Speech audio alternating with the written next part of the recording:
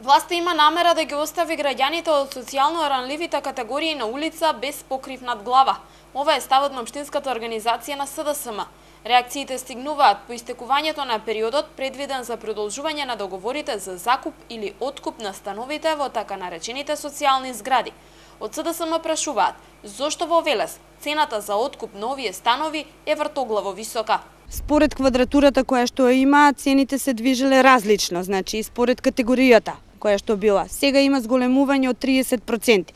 Процените им се становите дека треба да бидат од 600 до 650 евра квадрат. Жители сме на Велес, знаеме колку чинат комерцијалните станови кои што се изградени во строгиот центар на Велес и дека цените таму се многу пониски. Овдека знаеме каде се наоѓаат становите на периферијата од Велес, знаеме и од квалитетот кој што е направен, но знаеме и дека во ниту еден од становите нема парно, а имаме и договори кои што можеме да ги приложиме за да видите дека стои дека внатре имаат инсталирано и парно грејење. Од СДСМ вела дека директорот на јавното претпријатие за стамбен и деловен простор Цветко Грозданов 2,5 години го игнорирал барањето за 150 на корисници на овие станови за продолжување на договорите според претходните услови. Во овој период, велат од партијата, луѓето живеат во страв и неизвестност кога ќе останат без своите домови, иако редовно ги подмирувале долговите за користење на становите. Тој момент сега им е пред вратата.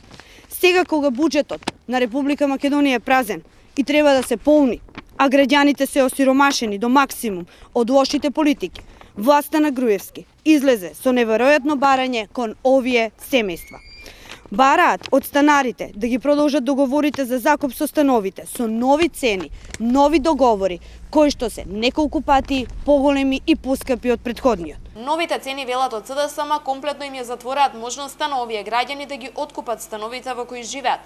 Од партијата тврдат дека до крајниот рок, 31 март, само неколкумина корисници потпишале договори за продолжување на закуп.